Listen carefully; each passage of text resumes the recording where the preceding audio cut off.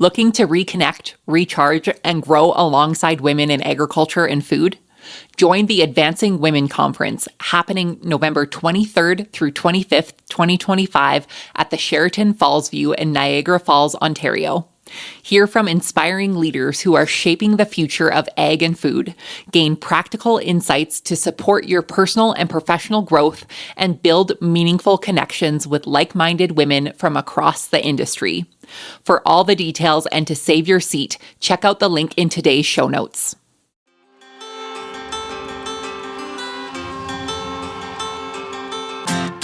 Hi, I'm Caitlin Dubin, and this is the Rural Woman Podcast. I'm a first-generation farmer who married into agriculture. Born and raised in a city, I was so unfamiliar with where my food came from, but I was determined to figure it out. Through my journey into agriculture, I saw women who were strong but humble, often taking a back seat. To me, these women were leaders who deserved a seat at the table. I created the Rural Woman Podcast to share the voices of women in an industry whose stories often went untold. The rural entrepreneurs who live and breathe their work, full of grit and pride. We come here to share our stories, to be in community with each other, to be challenged and inspired, but most importantly, to be celebrated and to be heard. We may not all live, farm, ranch, or homestead the same, but we are all connected. We are rural women, and our stories are worthy of being told.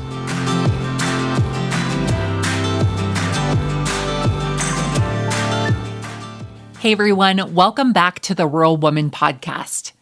We are sharing a special two-part series featuring mini interviews recorded live from the 2025 Advancing Women in Agriculture West Conference, held this spring in Calgary, Alberta.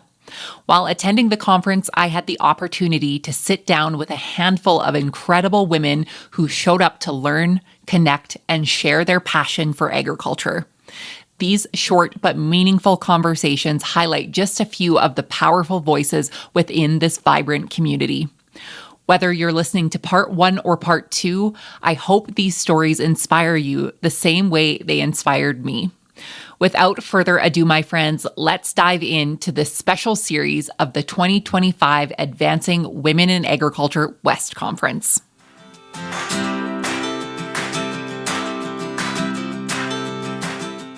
Welcome. Tell us your name, where you're from, and what your connection to agriculture is. Hi, my name is Sonia Navvuru. I'm a graduate student at University of Alberta. I'm doing my second year PhD in plant science. So I'm working with the clubroot resistance in canola, and I'm trying to use plant breeding and genetics to improve canola against the pathogen clubroot. Very cool. What is your connection with agriculture? What made you decide that you wanted to do your master's in this? So I'm from India. So my parents are not agriculturists, but my grandparents are. And when I saw them working in the field and they're having their connection with the nature, really made me so calm and happy to work with them. And when I started having my education, I got interest into research, and especially research into plants and trying to improve their resistance against any type of stresses, including abiotic and biotic stresses. And when I got the opportunity to do my master's, I I did a research on aphid resistance of Brassica juncea, which is a related species of canola. And later on, I got the opportunity to do research on clubroot resistance in canola. So I really am happy and I'm very passionate about resistance breeding and using genetic technologies and plant breeding to improve crops. That's how I came into this field. Very cool. What have been some of your biggest takeaways from the Advancing Women's Conference? It has been a pleasure to be a part of this wonderful conference where I got to meet so many inspiring farmers, women farmers who are not only farmers but have the family. They are business women, they're having their own business. And it's truly inspiring what all a woman can do. And it really inspires me to work hard and also do. whatever I'm doing in a more passionate way, more hardworking way, so that I can contribute to agriculture and improve crops against this pests and pathogens. Absolutely. Thank you so much for sharing your story with us. I really appreciate it. Thank you.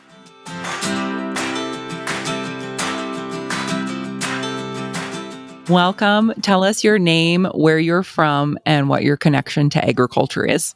Hi everyone, I'm Sonika. I'm originally from Nepal. Currently, I'm doing my master's degree at University of Alberta. I just knew about this AWC through the email, and I thought it's very interesting. Why not to try? Then I tried, and I got selected, and here I am now. It's a very unique experience, I will say, because it's it's my first any conference. Like I have never been to any conference, not even academic. Then it's very interesting to know that the university is such a small world, but outside the university there are a lot of things that is going on which we students are not aware of. So it was a great experience. I met a lot of people and farmer, industry and academia people. It was a great experience. I'm taking a lot of things to my home. What are you currently studying for your master's degree? What's your master's degree on? Yeah, currently I am working in the seed coating for the field P. I'm looking management practice seed coatings. It's a geolite seed coating, and we are looking if it works for a certain root disease, which is aphanomyces root disease. Yeah, that's what I'm working on now. And what have been some of your biggest takeaways from the conference so far? I would say the best thing is to be motivated with the other people, the way they talk, the way they say share about their story.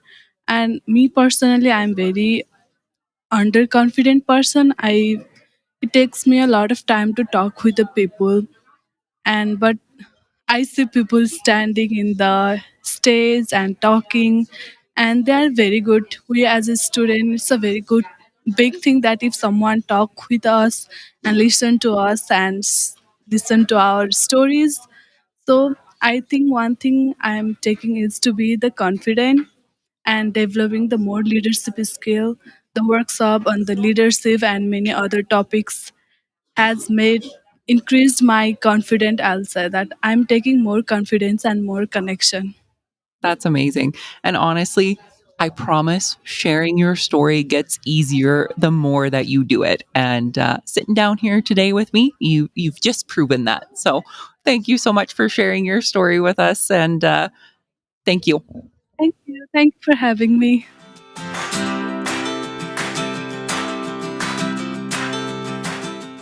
Welcome, my friend. Tell us who you are, where you're from, and what your connection to agriculture is. Thanks, Caitlin. My name is Patti Durand. I am based in Humboldt, Saskatchewan, and I am the owner of Bright Track Consulting. My connection to agriculture is deep and wide and lifelong.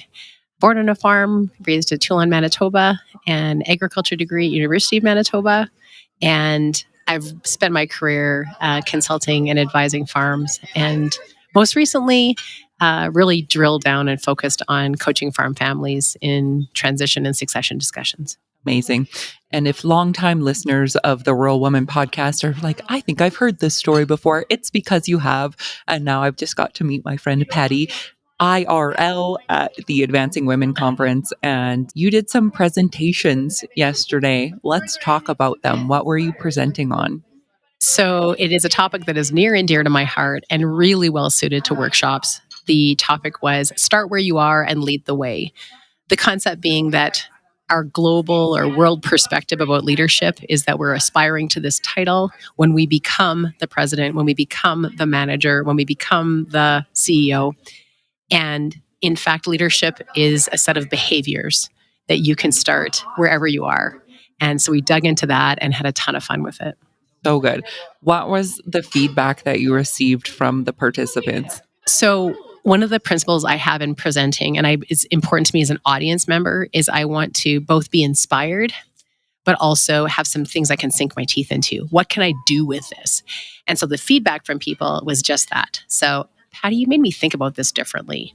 I have been waiting to become a leader, and I'm like realizing now, wait a minute, I can do this right now. And this was actually from women of all ages. So university students all up to women who had been in their career for 20 years. That moment for me is so exciting to help people just embrace and recognize their opportunity, no matter what their title is right now and where they are. It's, I hope inspiration and good modeling is what I hope to do, is give them an example to follow and the words to do it. Absolutely. And I love the part about like, what can I sink my teeth into? And when I leave here, what are my next steps, right? Not just the feel good. We all love a good feel good moment, don't get me wrong, but having tools to take with me into my everyday life after we leave the conference setting is so important. How has it been being a published author? Rewarding in ways I never imagined. It's very vulnerable writing a book. These are my personal beliefs and thoughts and ideas that I want to put in people's hands, but they don't have to take it. And lo and behold, they are. And so what has been happening is that people are reading it and then coming back to the website and ordering a set for their family, or advisors are ordering it for their clients. And the commentary is, this is what our family needed. This is starting conversations we know we've needed to start, but they haven't yet. And it's giving us some language. Or, how did you know that's what we sound like? Did you have a microphone in our office? Like, yeah, no. But wow, like that's what I would hope for. The other piece of feedback that I really is precious to me is that they're saying these are hard topics that are discussed in a safe way. I got to the end of the book and it was difficult in terms of some of the content, but it wasn't triggering or damaging. I was able to absorb it and reflect on where it applied to me. And that's music to my ears. So amazing. And honestly, gangbusters for your first book. Has this inspired you for your next book? Is that the big question? I would say that I'm getting a little itchy right now, meaning there's another, I think this is the first of books. And the overarching theme that I think about that I would like to aspire to is kind of, how could I know? So often what I encounter are smart, intelligent, caring people that have just never done this before. And so it's not lack of capability, but lack of resources or understanding. They just don't know what they don't know. And so I think about messages that would help advisors in preparing for how they might best serve businesses, and family businesses in particular is my focus. I think about maybe the senior generation and some messages that they seem to be missing in their own process. So some ideas are trickling. Oh, here's one other idea. The commandments of farming that are no longer serving us. Ooh, that one on a pillow, Patti. Yes. Love that. And you're going to have to come back when you publish that one. I can't wait. For the listeners listening, head back to episode 217 with Patti Durand if you want to learn more about Patti and her book, The Future Leader. Patti, thanks for coming to say hi. So happy to see you IRL. My pleasure.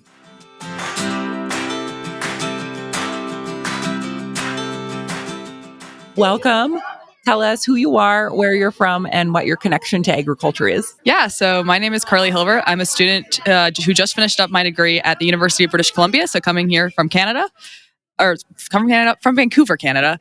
And my connection to agriculture is really within the veterinary industry. I've been involved in the veterinary industry since I was 14 and have been around horses especially, but also lots of cows, sheep, goats, pigs, cats, dogs, the whole 9 yards. And it became very apparent to me that clinic was never for me. It's never going to be like a veterinarian boots on the ground. But what I did fall in love with was the policy and how we're actually going to govern kind of like veterinarian practices and how we're going to set farmers up for success and set really most sectors up for success, especially around zoonotic diseases and how we're going to manage those.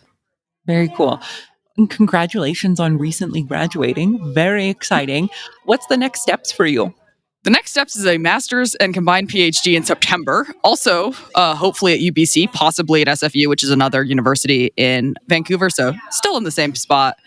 Doing very similar things. Gotten a couple go-aheads to work with a couple municipalities and try out some ideas that I've had on how to increase surveillance and increase communication between stakeholders, be that industry, be that community members, really just anybody who wants to know actually has the information. And talking around at this conference a lot is people want to have this information. It's good information to have, and it's right now very hard to get. Yeah, absolutely. I want to bring in a conversation that you and I were both part of earlier today. Yeah. We were sitting around a round table and we were talking about essentially women in leadership roles and going on boards or being a part of boards. And you mentioned some really important things for the folks listening who have considered joining a board or being a part of the bigger conversation in agriculture. What is your biggest advice? And I ask this of you because you need to know that this incredible woman has been a part of government and boards and everything since the age of 14 years old. That's the background information I know about Carly. So, what's your biggest piece of advice for women who want to dip their toe into this? Yeah. So when I was 14, I shadowed somebody and followed his kind of foray and learned his policy and started to kind of tack on my own ideas as I got a hand on it. And the biggest thing that he said to me was don't self-reject. And my mom is the main breadwinner of my family, and she took us all around the world growing up. And between my mom and my old boss, it was always, the answer is no, it's because you got a no, not because you said no.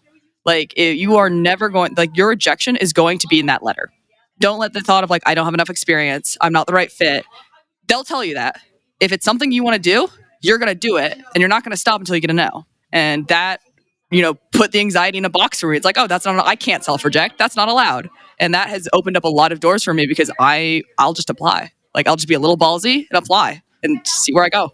And honestly, like, I look at like little Caitlin, like 14-year-old Caitlin, and if I would have heard that then, like, whew, what would we be doing now? I don't know if I'd be sitting here doing this, but like, I think we'd be doing big things. So I love that piece of advice. And you're sitting in a room filled with women with years and years of experience on top of yours and mine and all of these things. And when you said that, Carly, I just saw the light bulb moments for every woman in that room. So I want to personally thank you for saying that. That is something that I'm going to take away from this conference, was that right there. What are you taking away from this conference? I'm going to take away the fact that, like, we are not as siloed as we think we are. There's a lot of industry here, and we all come together under the branch of ag. And I don't know where I got this idea or who maybe told me this idea, but I really thought we were all in our very big silos. And we were like, okay, cool. That's great. You do calf cow. That's so good. I do grain over here. We're going to stay over here. And no. We're actually going to collaborate. And we're going to collaborate, and we're going to look at these systematic problems on a very big level and actually start working on them. There is an attitude of all the women are in this room together. We're all learning how to be better women, better in our careers, better people to ourselves. Let's also start looking at the systems that we're working in, because, we can talk about ourselves all day long, but ultimately we are in a system still. And so what are we going to do to make that better? And how are we going to make that better for the next people? And it's amazing to be in a room full of women who have worked so hard to make the industry better for me. Like, I'm the up and coming generation, and there's been so much work, and I'm so in awe of everybody and all the sacrifices and hard work they've put in to create such a brilliant future for me. I was recently at another conference, and there was a comment made that the women who are here now, we're not doing this for us. We're not doing this for our daughters. We're not even doing this for our granddaughters. We are doing this for the women far down the road, just as the women have done for us to be able to come here. I always think we would have been witches in another lifetime, and we would have been burned at the stake. Don't tell anyone. Okay, but if you were a woman and you weren't going to get burned at the stake in the 1400s, are you really living your best life? I don't think so. Is my family's hot takeaway. Living in Europe, we're very familiar with the witch hunts, and it's like, look, you got to push the envelope a little bit. My mom worked her butt off for me to have the opportunities that I have in industry and all the misogyny she faced. And I was really lucky. I was raised with my great grandmother, and the things that I was talking about, she's like, "Oh my God, like, women can do that now? Like, that's incredible." And I've been so fortunate to have all these wonderful, strong women in my life open the door and be like, "Step on in. Here's where the fight is, honey, and figure out what you're gonna do and start fighting for it, because nothing here gets rolled out on a red carpet for you. You're gonna go up, you're gonna take it. You're not gonna not self-reject. You're gonna as Melody said it during our conversation earlier today, like you're going to pull up the seat yourself because you need to. That's your responsibility to everybody later down the line. Absolutely. You are an inspiration to me, and I really appreciate you. So thank you for all you do. Yeah, thank you.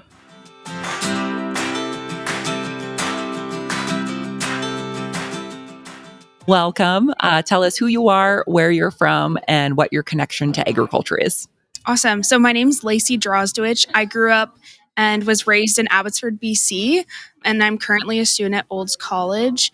My connection to ag has been through the different jobs I've had, and then I decided to pursue an education in agriculture, and that's led me to many different opportunities, including this conference. Very cool. What were some of your jobs that led you to pursue agriculture education? Back in high school, I was approached by my friend's dad, and he asked me if I wanted to work scooping ice cream for the summer. And I said, sure, like that sounds really fun. And it led me to working at a demonstration dairy farm as a tour guide.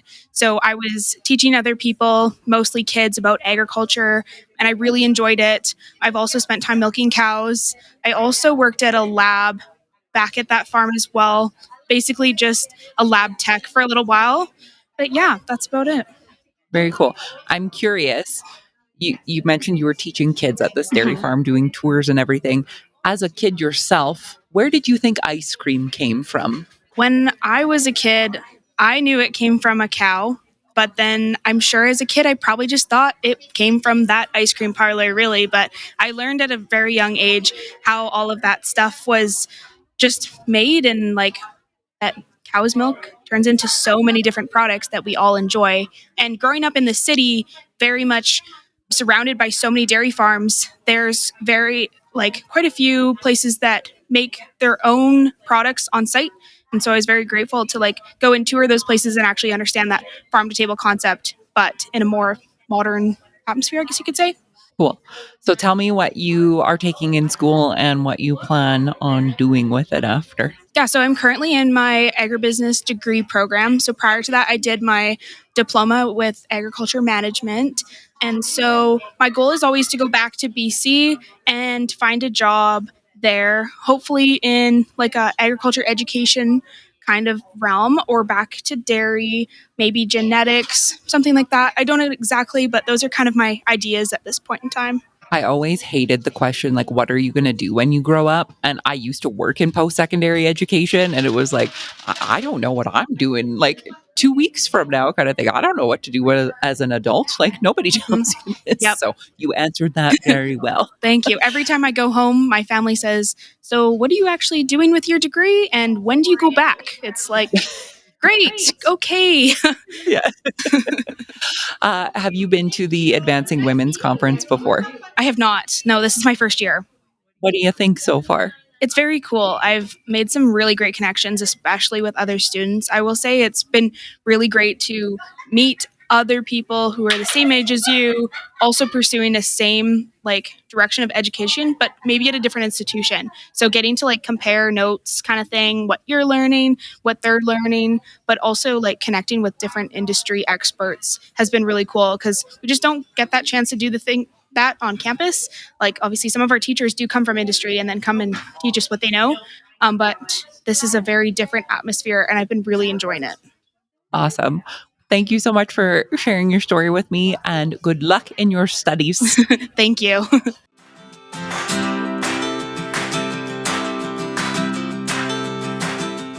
This is your invitation to invest in you as a leader, a professional, and a woman in agriculture.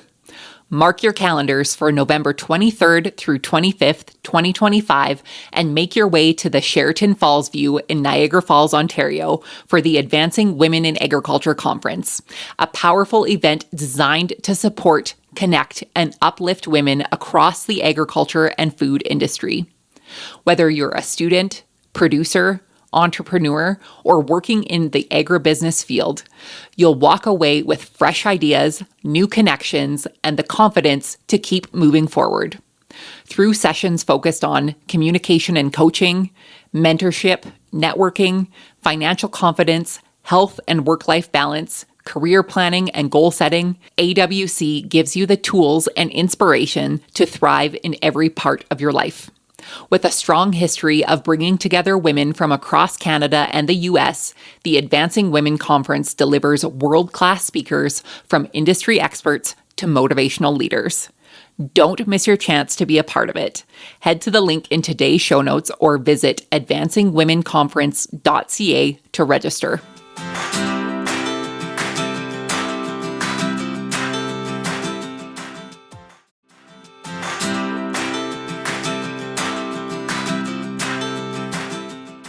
Hello, welcome to the Rural Woman Podcast. Tell us who you are, where you're from, and what your connection to agriculture is. Yeah, so my name is Monika Robertson, and I am from Winnipeg, Manitoba. I grew up on a small horse farm, hobby farm, in Binscarth, Manitoba, so right by the Manitoba-Saskatchewan border. So that is my connection to agriculture. While my dad did not farm, in your typical farm environment, he grew up on a farm, and I was exposed to it at a very young age because my uncles farmed and my grandpa farmed, and he just chose a different path in life. But we still own our land out there, and it's still my farm, is what I call it. And that led me to actually my career in agriculture. What are you doing in agriculture today? I am the corporate marketing manager for Parrish and Heimbecker Limited. I think it's maybe not a well-known company, even though we are the third largest grain company in Canada. We buy grain and sell crop inputs to farmers all the way from Alberta to Ontario. We also have several terminals across Canada, and we divisions of Parrish and Heimbecker include P&H Milling and New Life Mills. So we are actually the largest flour miller in Canada. So we're a fully integrated company, and agriculture is really at the core of everything that Parrish and Heimbecker stands for. Absolutely. Tell me how you grew into this position. What made you interested in marketing and specifically in agriculture? Yeah, so I have an ag business degree from the University of Manitoba because I actually went to school and I was like, I want to be a veterinarian because every little girl wants to be a veterinarian. Realizing quickly that maybe science wasn't necessarily a strength of mine, but being creative and sharing, communicating was definitely something that I was a strength of mine. So I quickly transferred to the business department of ag business, and that's where my education came from. Right out of school, I worked for Big Ag for Monsanto and spent a number of years learning more about herbicides and seed. Spent most of my career on the seed side of the business, really realizing that communication was something that I wanted to do. Went back to school part-time and got a public relations diploma and worked for a producer association in Manitoba. And then looking for something different, I never worked on the retail side of the business or grain. I really didn't understand how grain moved around, and started with Parrish and Heimbecker just over 5 years ago, and really enjoying a whole different aspect of the business. So, probably like 13, 14 years into my career, learning something new about agriculture again, which here I thought I knew it, but clearly I didn't, because the grain and flour milling, like food production, also not something that I experienced earlier on in my career. Right. Well, and I even just think of it from a farmer's perspective, the understanding of what happens to your grain after it leaves the farm. Sometimes it can be just as simple as, well, I'm going to go drop it off at the elevator and then Jesus take the wheel after that. Like, who knows Right. where it's going? And for some crops, us specifically, like we sell it direct to the buyer. Like, we don't have the milling because we have the specialty crop and all of the things. So it's so different, and it's so different in every industry. And I love what you said. You've been in the industry, you grew up around the industry, but you're always learning. Yes. And that's what, I think coming to Advancing Women, or really any conference, I'm taking something away and learning every step of the way. So what are you taking away with you from Advancing Women this time? What I'm taking away is, the connections that I'm building with my fellow colleagues. So at P&H, we every year invite our women to attend this conference, and I am one of the lucky ones that get to choose choose the women to attend with me. So I'm taking away the connections that I'm making with my fellow employees because we have 700 employees across Canada. I don't get to meet them on a regular basis. I might email them periodically, but I don't get to meet them. So those connections and just understanding how they operate and how they do work in their elevators or in their office or wherever they are, and then I'm relishing the information that they're receiving from these conferences. So I am very lucky that I get to attend conferences with my job on a regular basis. A lot of my colleagues don't necessarily attend them. They're, an admin at an elevator or a grain originator at an elevator. And so they don't have the opportunities that I am lucky to have in my career. So I am relishing experiencing it with them, Right. and learning and making other connections with watching them making the connections with the other women in ag. I love the inspirational stories and the entrepreneurs. So I am not an entrepreneur. I always wow, it would be super cool to be an entrepreneur. I'm not sure I'm brave enough to do that, but I love to hear about the entrepreneurs and how they are making their path in agriculture and the women entrepreneurs in agriculture. I think that is truly an inspiring story. Yeah, absolutely. And kudos to P&H for doing this for their employees from the bottom to the top and everywhere in between. Leadership is within everyone, and to note that and to cherish that and to promote that within a company, like, bravo to you guys. So Thank you. It's something that I work hard for, and thankfully we have a number of women leaders within our company ourselves, and they 100% support us hosting women at both the West and the East Conference. yeah, very good. Awesome. Thank you so much for sitting down and chatting with me today. I appreciate it. Thank you.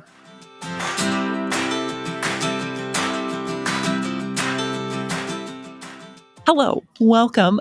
Tell us who you are, where you're from, and what your connection to agriculture is. So I'm Brittany Sigfusson. I live in Strathmore, Alberta. I'm a beef cattle veterinarian out of Veterinary Agri Health Services, which is just south of Crossfield. So we do cow, calf, and feedlot medicine. I grew up with agriculture my whole life. My parents didn't have cattle, but all of my mom's siblings had beef ranches. So that's where I spent my summers and where my love for beef cattle came from. What made you decide to go full in and become a full veterinarian? I kind of have always wanted to be a veterinarian. Since I was little, I just always loved animals. And as I got older, I realized more and more that I wanted to do cattle and be involved with agriculture. One thing is that I just love the people that I work with, and working with producers, really salt of the earth people. You can't find more humble, hardworking group. So that's one of the highlights of my job, is the people that I get to work with. But I also love just getting my hands dirty, being outside every day, getting covered in all of the bodily fluids. But All of the fluids. but yeah, I love it all. Yeah. Yeah. What has been some of the biggest challenges you've faced as a woman, as a large animal vet? Oh, there's definitely been places where I have shown up on the farm and, get a sideways look or get the comment from the old guy like, oh, how come we never get the male vet, or, that sort of thing. And you kind of just have to brush it off. And usually it's not an issue once you pull a calf for them and they realize that you actually know what you're doing. So, we get pushback constantly from that. At my clinic that I'm at now, we have really great clients. So that's not so much an issue anymore. But that was definitely one of the struggles. Another one is that the 4 large animal vets currently, if you go to a conference like the Western Canadian Association of Bovine Practitioners Conference, which I'm actually on the board for now, but if you go to that conference, it's an old boys club, and it's intimidating being a young woman coming into that, feeling like you have to prove yourself to this old boys club. So it's just kind of getting over that and knowing that, I know what I'm doing and I do a great job at it, and to push through that, self-doubt, I guess. Yeah, absolutely. Okay, I'm going to be remiss if I don't say this out loud, because I was sitting at a round table this morning with the government, and to quote Callie, to describe a board, it was male, pale, and stale. And I will forever stitch that on a pillow, because I was like, Oh my gosh, that is the perfect way to describe a lot of boards in agriculture. Absolutely. Absolutely. So, one of my goals with joint, like I've been on the board now for a year for this WCABP. And one of my goals is to get more young people, young vets involved in large animal medicine because it's an area where we're lacking, where we don't have enough rural vets, especially cattle vets. So trying to get vet students and young vets interested in that and welcoming them into the industry, letting them Make know it that they have a accessible. place and that they don't need to be intimidated, because I'm sure that there's people that have started out. I mean, I have classmates that started out as mixed vets and are now only doing small animal. And, I think it's a couple different factors as far as income and stuff like that. But I also think it's probably maybe they didn't feel welcome in the industry. Yeah, absolutely. Have you been to the Advancing Women Conference before? No, this is my first year and it's been great. I am really loving it. It's nice to be at a conference with all women. I mean, basically all women. I have my 2-month-old baby with me, so to be able to just nurse him and not feel any judgment. I've had about probably 10 offers to hold him while I get, a bite to eat. And it's just, the support is just amazing. Yeah, absolutely. I have to just note and say thank you for bringing the cutest little farmer to this, not only for the personal like oohing and awing of how adorable he is, but I think there are so many women that think that their child is a barrier, that they cannot come to a conference or they can't go somewhere because they have a child. I've been on a lot of stages and a lot of places. Bring your babies because we would love to hold them. I agree. There's more support than you know. And Yeah. this year I'm actually also in the Canadian Cattle Young Leaders program. And my mentor, Andrea Brocklebank, she obviously knew I was having a baby in January and knew that I was coming to these conferences. And she like really pushed me. She's like, you need to bring your baby and like take him and not be ashamed and, just do the mom thing and just, rock it. So that's what I'm trying to do. We got you. We got you. Thank you for sharing your story with me. I appreciate it. Yeah, you're welcome.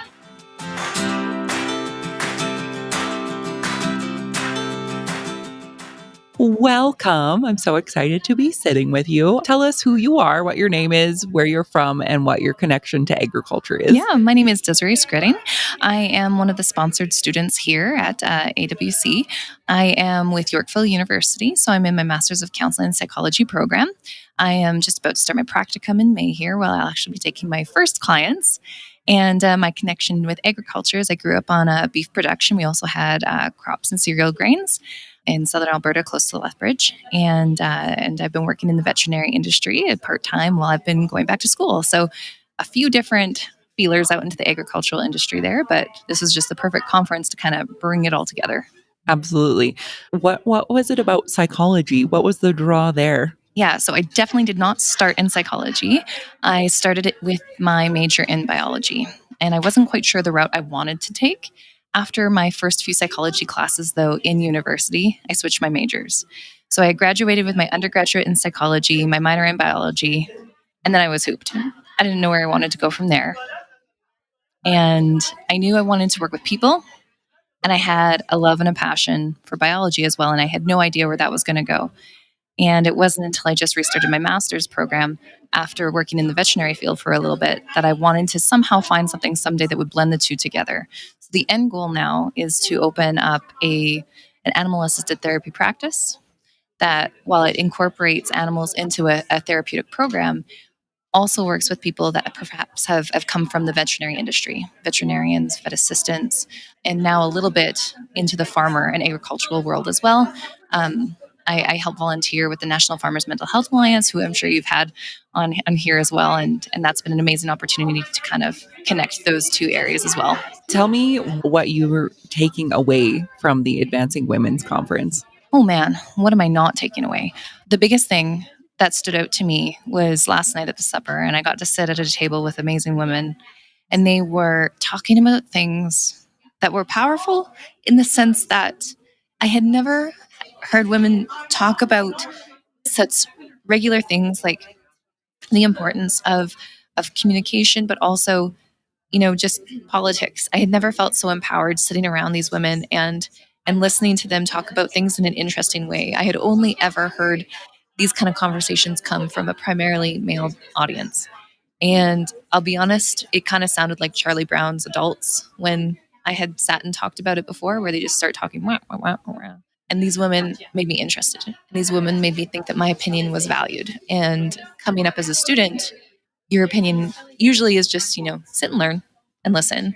And then I was asked my opinion on things and I was included and I felt valuable. And I felt like I wanted to contribute to the conversation. And that, more than anything, was so powerful and encouraging and inspiring. And then even after the supper had concluded, they spent time lifting me up and encouraging me and asking about me and wanting to invest in my future and my well-being. And that meant more than anything. I think I probably learned at the conference was that connection.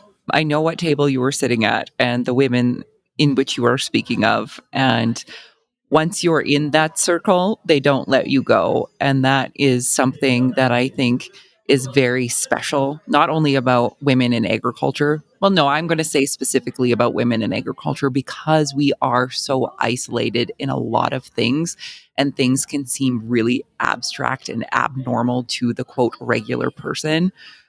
But once you find these people who are able to support you, we got you. So we got you, Desaray. Thank you so much. Thank you for sharing your story with me.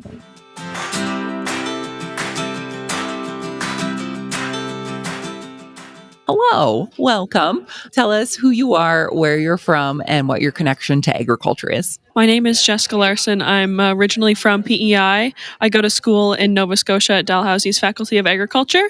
I'm a fourth-year agriculture business student, so coming up on the end of the school year very quick here. I grew up on a beef, cattle, and potato farm. I have 3 older brothers, and my mom and dad are all on the farm.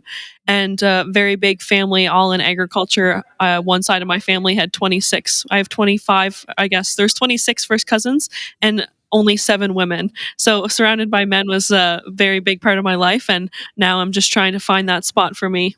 Absolutely. Very cool. So growing up in a fairly large operation and predominantly men, what kind of role models did you have from your family or even in your community of different women and what they were doing in agriculture? Yeah, definitely. I got a lot through 4-H was probably the biggest thing. And of course, my mom as well. She worked a full-time job and kept up with the books on the farm. And then eventually when we knew we wanted to grow and my brothers wanted to farm, she came home full-time to make sure that was possible. So that's really good to see and nice to see that there's always a place for women. And I guess just in the 4-H program, just seeing women and women leaders and being taught by them growing up was a big help. Very cool. What are you hoping to do once you're done school?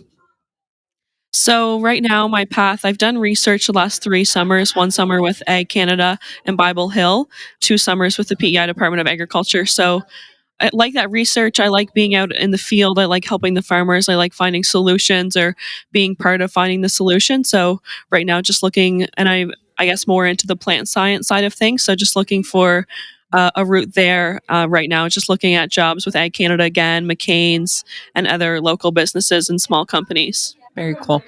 Is this your first time at the Advancing Women Conference? Yeah, it is. Yeah.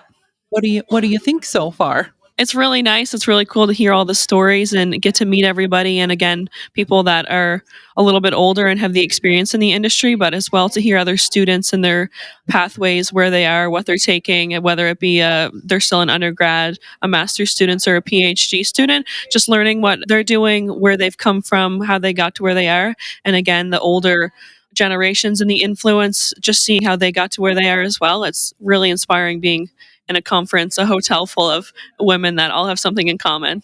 Right. Well, and you mentioned, finding that place for yourself in agriculture and to be surrounded by so many incredible women doing essentially different things, but having that place. And for me, even still, it's inspiring to know that we can make our own place. We can pull up the extra seat at the table if we need to. So it was really great chatting with you. Thank you so much for being here. Thank you.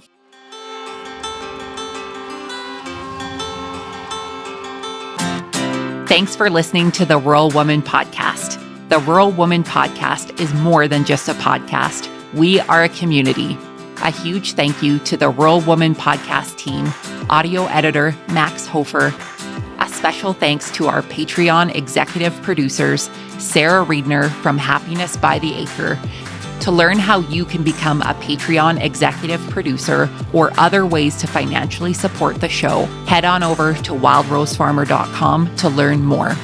Be sure to hit the follow or subscribe button wherever you listen to the podcast to get the latest episodes directly on your playlist. And if you are loving the show, please be sure to leave a rating and review on Apple Podcasts or any other platform that accepts ratings and reviews. You can connect with us on social media at The Rural Woman Podcast and with me at Wild Rose Farmer. One of the best ways you can support the show is by sharing it. Send this episode to a friend or share on your social media. Let's strengthen and amplify the voices of women in agriculture together. Until next time, my friend, keep sharing your story.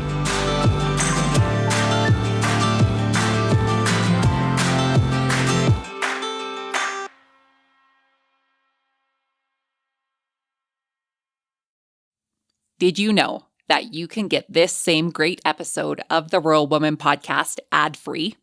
I get it. Listening to ads during a podcast isn't always my favorite either. But in order to keep the lights and coffee pot on here at the Rural Woman Podcast Studios, they are necessary.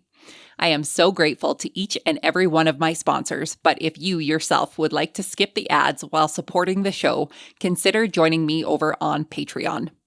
Patrons of the Rural Woman Podcast get ad-free episodes starting at Tier 5 on their podcast player of choice each week, plus some other great benefits. Find out more by heading to the link in today's show notes to learn how you can become a patron through Patreon.